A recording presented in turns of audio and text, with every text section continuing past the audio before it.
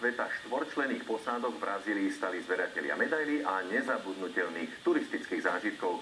Podujatie sa totiž konalo pri svetoznámych vodopádoch vo Foz do Iguaçu.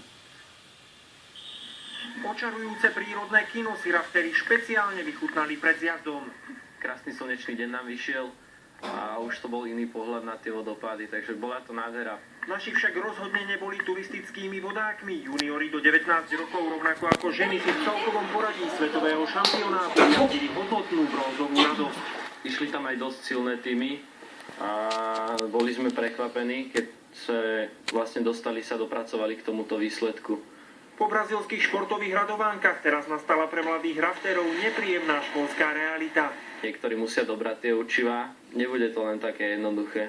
Juniori AŠK Dunaj si žiaľ na Slovensku robia konkurenciu sami sebe.